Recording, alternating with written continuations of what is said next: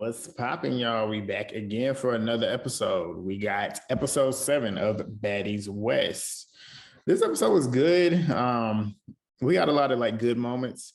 I feel this probably felt like the most reality TV episode that Zeus has put out. So we'll get into it. But as always, thumbs up the video, drop the comments down below. If you are new here, please subscribe. Please do that now. And share the video whenever you can, so we can go ahead and get some more people in here.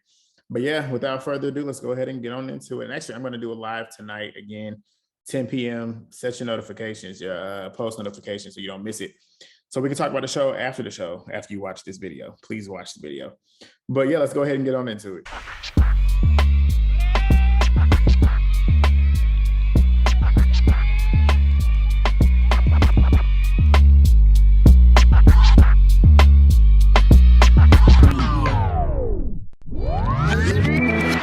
All right, so we get back. Scene one. Scene one is basically the aftermath of round one of Stunna and Biggie's scuffle. I don't even want to call it a fight because all 3 rounds they went were not fights to me, if you want to be real. They was just popping it about each other. Biggie said that she books bitches like Stunna, like she said the last time. Like she books girls like her to get her money at clubs and stuff. They just popping it back and forth. And then they ended up, Stunna was in the corner while she was popping it to her. She's kind of getting herself composed to go for another round. And she comes up and tries to throw her setup, come on, let's go. And then they both sitting there squaring up. And I was waiting to see who's going to throw the first punch. But then Stunna starts slapboxing Biggie, because that's what it was. I ain't see no punch thrown, but I saw some hands flying. But she was slapboxing her. Biggie kind of put her in a headlock. Security came over to try and break it up. Not much happened in that round. Biggie was saying that Stunna don't know how to fight. They just popping it back and forth. They go another round. And neither one of them really threw hands again. It really was nothing. Nothing was really landing. No punches was really being thrown. So they just got into that again. Natalie then comes outside at this point. She hears commotion outside. And, Natalie got to come up there and act like she's trying to defuse the situation. And they still going back and forth. She's sitting there saying that she wants him to stop and trying to figure out what's going on. How did this happen? I thought y'all were supposed to have a conversation, which I assume Kat either came back in the house and told her that, or she knew that Kat was going out there to try and get them to have a conversation. Whatever the case may be, she's out there looking crazy, trying to figure out what's going on. And Natalie looks good. I forgot to say that last week. The looks that she had last week and tonight, Natalie's got it right. She's looking good. But Stunna ended up breaking Biggie's chain, and they still going back and forth. Stunna saying they talking about each other and how much money they get and whatever. Biggie's calling Stunna a hater, saying that she hustled for her shit, and she's saying that Stunna just laid on her back and got fucked for her shit. They're just popping it back and forth. Stunna takes the chain that she broke and starts rubbing it on her cooch, and then she ends up throwing it in the trees. They continue to pop it. Like I said, then Tommy ends up coming outside as Natalie's still trying to break it up. And then Stunna sees when Tommy comes out, she's under the impression that, okay, well, now I see why you did what you did, because you got a battery in your back.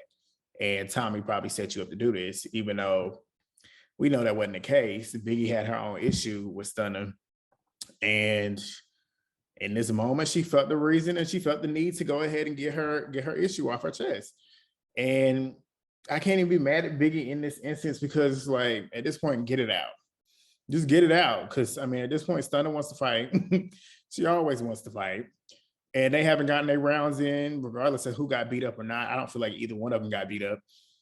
But just get it out the way, because this has been festering for a while.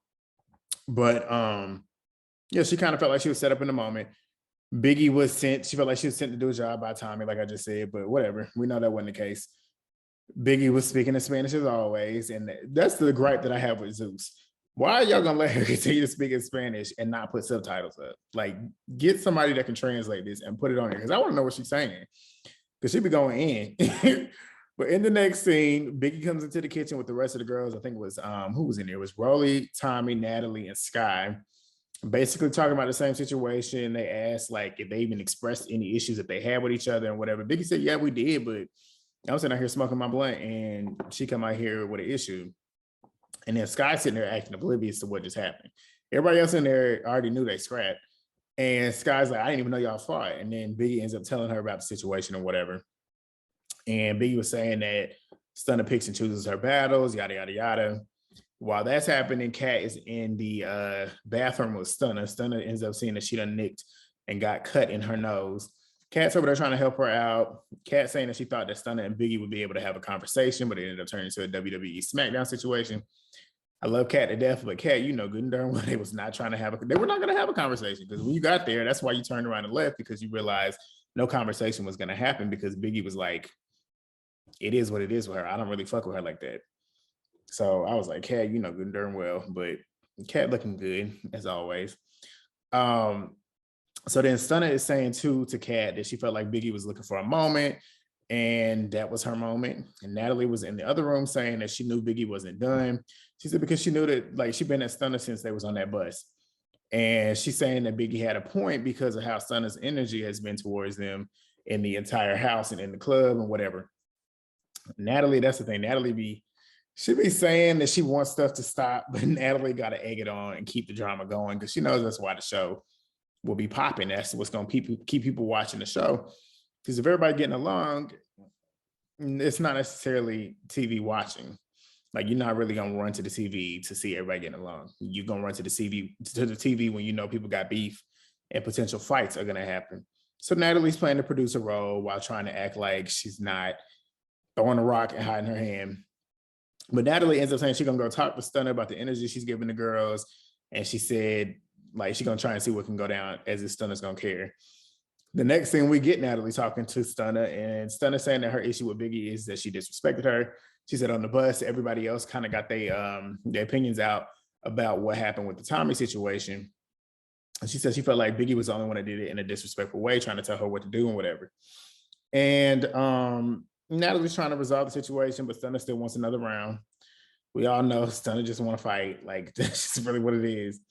But Natalie says when they in the club and stuff and like doing promotions and doing all these stuff that they're getting paid for, she wants them to basically just be there and not have to worry about potentially fighting, because she feels like all the energy that's going on would possibly start a fight, which I can understand that. I see where she's coming from with that. But Stunna's like, it is what it is. Like, I'm not gonna be fighting. We didn't fight. So like, if we're in the club or whatever, I know how to be professional. I'm not gonna fight nobody in the club. That's kind of what Stunna was basically saying. But Natalie has her little ghetto voiceover that they clearly put in there, like literally had her get on the mic and do it, and didn't record it because they didn't. You notice how like they purposely kept that scene going and didn't show Natalie in the confessional, because she wasn't in the confessional when she did that voiceover. You can tell when the voiceovers is like true voiceovers and when it's like a confessional music bed or whatever, because that's what it was. But yeah, so they basically still talking about how they going to Arizona and don't want no mess happening. Chrisean still ain't here, which with the whole Chrisean situation, I feel like Chrisean, if you're not going to be able to commit to the show, I said this, I think in the first episode, whenever she was late and stuff and all that stuff, if you're not going to commit to the show fully, don't come. Like, that's my whole situation. And that's why I feel, because I feel like, and that's where the girls will have an issue too. It's like, we are here and committed our time to being here. I feel like you should be able to commit your time as well. And if you can't, you shouldn't be here. That's how I feel. And that's how I feel they would feel. But she ain't there. And Natalie says that they're going to split some of the girls up. Some of the girls are going to be on the bus. Some of the girls are going to be on a private jet with her. So she's trying to keep that to avoid drama or whatever. So the next scene, Tommy is in the Sprinter and she calls Biggie, telling her that she wants her to come with her because they're about to go shop and get stuff for the girls, because Tommy wants to do stuff for the girls, like the bond and whatever. Tommy's energy this whole episode was another like proud of Tommy moment. You can tell she's trying to like get to know the girls and like have fun and stuff and like cut the drama at least for once. Like, she's trying to like bring the girls together, have like a bonding moment, which was cool. And Biggie was down for it. She's like, let's go. So they basically, because they get ready to go on the bus ride to Arizona and they just want to have fun or whatever. So Tommy wants Rolly to come with him. Biggie wants Sky and Kat to come. And Tommy's like, I don't really know Sky and Kat, but if you want them to come like that, come like that. And Biggie was like, yeah, they'll vibe. Like, they can really have fun, because Tommy was like, her, Biggie, and Rolly together, they already vibe and they're going to have fun together. And Biggie was basically saying Sky and Kat will do the same. So whatever. So that's what's going to happen there. Kat, Rolly, and Sky ended up getting on the bus to go to Phoenix, while Tommy and Biggie were in Forever 21 shopping, getting them pajama sets, face masks, all that stuff that they can have on the bus whenever they want to have fun. So Natalie, Scotty, Low, Razor, and Stunna ended up heading to the private jet.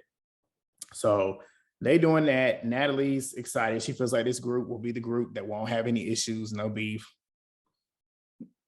We'll get to that in a minute. But yeah, so they excited to go on the private jet, get to Arizona in one piece. That's what Natalie stated. The girls on the bus, they in there just turning up. It's Rolly, Sky, and Kat. They in there excited to bond. Sky's in there DJing with the music. They in there dancing, twerking on each other, smoking weed, just having fun. And the girls on the jet, they're having fun as well. They drinking.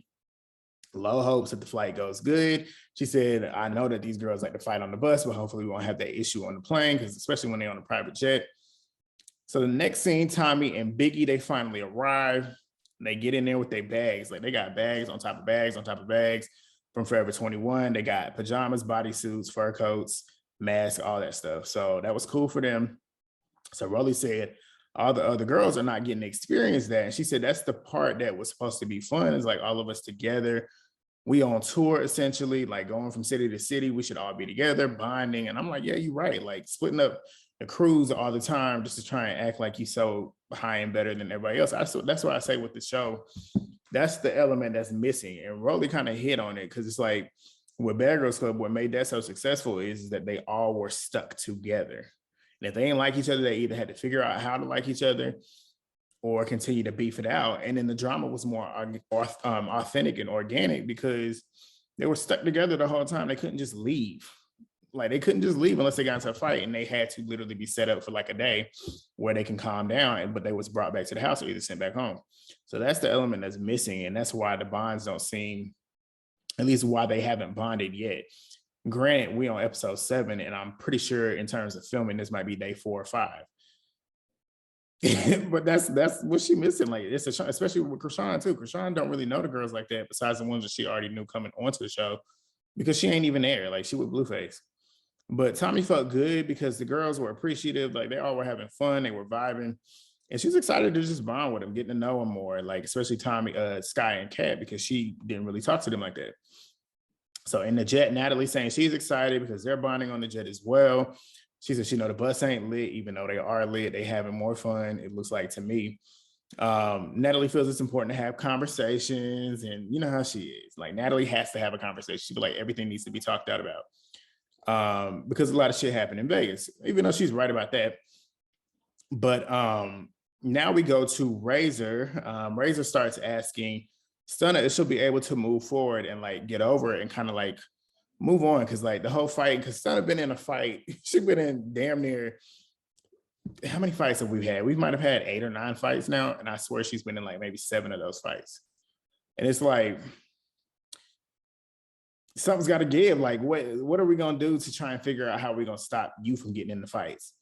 And you can tell Razor was coming, and she was literally trying to come at a more, she was being respectful too, like trying to just like say, hey, look, I see you have issues or whatever. Like, what can we do to figure out how we can help you get over the issue with the girls? And that's kind of what she was doing. Stunna was saying, like, I feel like I'm being disrespected or whatever. And she was saying it in the Calm Cool Collective. I give her that. In that moment, she was definitely saying, like, it's just a disrespect thing. Like, I just don't feel like I can get over when they disrespecting me, which I can understand that too. But I see where Razor was coming from, because at a certain point, you have to get over stuff. Like, as a grown woman on the show, you need to get over it. Like, sometimes you got to just let bygones be bygones. And if you don't fuck with somebody, and that's the thing, you don't have to fuck with them, like, and you don't have to be best friends with them, but you can at least try and be in a room with each other and not potentially be having a fight.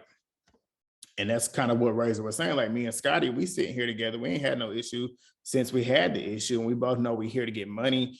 We both on our boss shit. Like, we trying to get stuff done instead of sitting here fighting all the time. And we can be cordial with each other in this room and sit in the same space and know we're not having a fight. And Razor was saying, like, Stunna don't like constructive criticism, because Stunna was saying too, like, she felt like Razor was coming at her and telling her when to fight and da-da-da-da.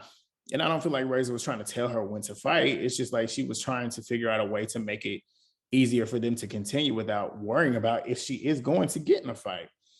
So Razor had a point when it says to not liking constructive criticism, because I do feel that way. I feel like, and that's the same way I feel like Chrisean is too. Chrisean don't like constructive criticism either. You can tell these two are probably the youngest girls on the cast. And you got to grow up. Sometimes people are going to tell you something that you need to hear about yourself. Like sometimes you are not always in the right. You just aren't. But Natalie said that Razor and Scotty got over it, like I just said. Stunna said the bitches switch up on and off camera and stuff. And Razor said, let them do that. Like, you just be you and be you. Like, don't let them get you out of character and whatever. And Stunna said she ain't ready for growth. Like, she's just not ready for it. So it's like, at this point, whatever at this point. But back on the bus, Tommy, like, they having fun on the bus. Like, they having fun on the bus. Tommy gives the girls these little, she called it a mafia mission. She gives them these masks and they go into the store to rob the store. Rolly's skeptical about the situation, but she don't want to be the one to bitch out. So she takes it on and just like goes ahead. They all go into the store. Kat was already in the store. She bought her stuff. She said, I'm too old to be in here robbing stuff, so I'm gonna go in here and pay for my stuff. So she paid for hers and went and sat back in the bus. The other four go in, and Tommy said the challenge is for the person to come out with the most expensive stuff. Even though they all came out with stuff. It's funny because they all came out with like, what did they have? They had like back scratchers, bottles, vitamins, deodorant, candy. We didn't find out who had the most expensive item, but they had fun. Like, you could tell they had fun. Like, they was in there laughing the whole time. I just find it funny and ironic how they're filming them robbing a store on camera with cameras in there while they doing it. It's just interesting to me. But yeah, back on the jet, Razor continues to ask, like, she's like, what's your trigger? Like, what is your issue? Like, what really gets you bothered? Asking like genuine questions. This is stuff that you should ask somebody in a situation. Like when they had their issue, Razor and Scotty, this is the type of conversation that they should have had in terms of like the whole situation where Razor could explain herself what her issue was with Scotty touching her. Like, what is your trigger? Like, what gets you that way? And then maybe they would have been able to talk that out. But luckily for them, they didn't have to have the rest of that going on because they got to a point where they can just squash it and just like exist. But she asked, like, what is your trigger? And Stunna said the disrespect. She said she's the type of person that is going to give you respect. So if you disrespect me, then I'm going to give it back to you, which I respect and I understand because I'm the same way. Like, I match energy. Like, if you come at me crazy, then I'm going to come back at you crazy. If you come at me like you got some sense, then I'm going to have some sense too. But Razor then asked her too, how do you view yourself off camera? Like, when you're not on camera, how do you view yourself? She said, like, I'm a boss bitch. And she's like, okay, well, boss bitches move on and like trying to get to the bag and stop dealing with this stuff. Like, this is like little girl stuff. And she's right. Like, she's truly right. And you might think I'm being biased because I like Razor, but I'm not. Like, she's literally speaking facts. Like, this is true. Like, being a boss, you don't sit here and harp on childish shit. Like, this is not something that needs to be dragged out. Like, the situation is not that deep. Like, you acting like somebody literally went out here and just offed your family. Like, that's something that I feel like you should not be able to get over. Like, that's something large enough for me to drag on until I get you under the ground. But this situation is not that deep.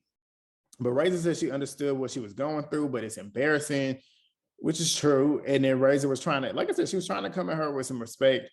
Natalie was low-key gassing it, saying like, well, Biggie did sneak her and whatever, but she's saying that she still wanted to move on. And Razor clocked Natalie and was like, okay, you saying you wanted to move on, but like we still sitting here stuck with the same issue because she's not trying to move on.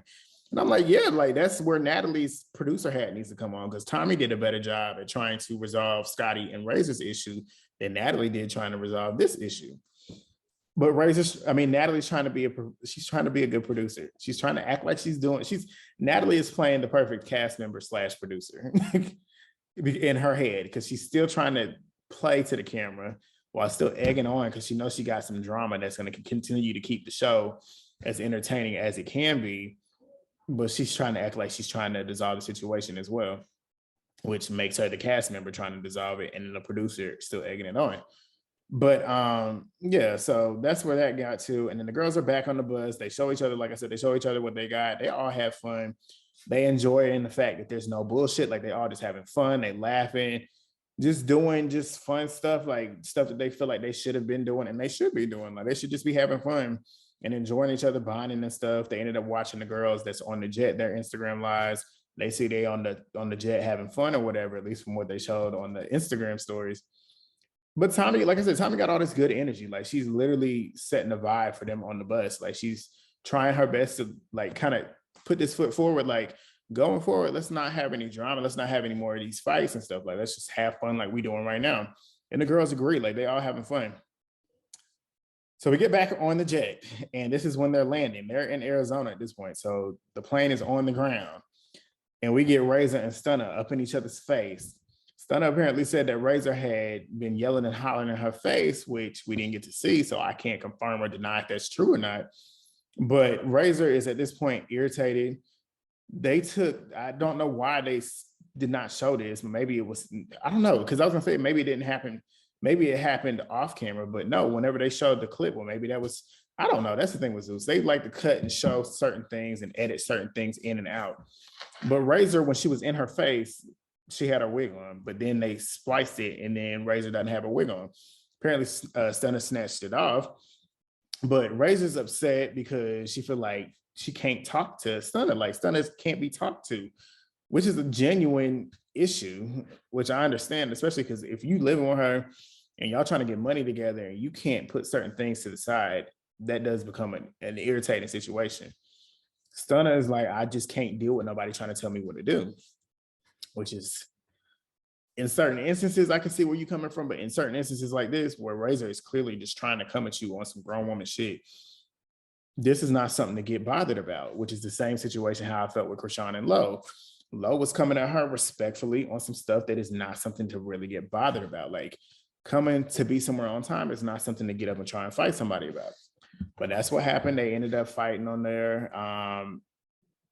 Lo was saying the same thing, saying like, y'all need to calm down. We fighting on a private jet. It's ghetto. It's ratchet. But that's pretty much all that happened then. This episode, I wouldn't say it was boring, but it wasn't too much to really talk about. But even though I'm sitting here talking for probably 30 minutes. But yeah, it wasn't too bad. Next week, we got the aftermath of Razor and Stunna, and it looked like Razor, she's sick of it. Like she's tired of fighting all the time. She going off on the bus, it looked like. Who else? And then it was Lo and Cat and Stunna look like they had a little bit of an interesting conversation. I don't really know the context of it, but we'll see soon. And then Lo and Tommy start getting into it about the performance situation. I guess Tommy's starting to feel like she's better than everybody else, I guess, or at least better than Lo in the situation. Is to me, what I'm going to assume at this moment in time, which could be proven wrong, I'm going to assume that Tommy might feel like Lo shouldn't be on the roster when it comes to performing, because that's what it seemed like the gist of the conversation was. And Lo speaking her piece. Kat got involved as well, but we'll see what happens. Tommy's energy got a little heightened. She got up off that chair, and of course, security jumped up, and that ended the clip. So that's what we got to look forward to next week. That was the episode. So drop y'all's comments down below. Like, comment, subscribe. Like I said, follow me on my socials. Join me in like 3 hours at 10 p.m. Turn the post notifications on, because I'm going to try and start doing that. I feel like 10 p.m. is a good time to do it, because it gives me enough time to get this out. Y'all watch it, me get some more energy so we can get on this live. I hope y'all join me on the live. If not, like I said last week, I will turn that thing off. But we're going to have a after the show type of situation, and I think we should watch. I'm going to pull up Zeus T page, because there's a lot of stuff that happened. I started following the Zeus T page a couple weeks ago. Some stuff going on. We can talk about that, and we can talk about the episode or wherever y'all want to talk to me about. But yeah, I'll see y'all in 3 hours. Peace.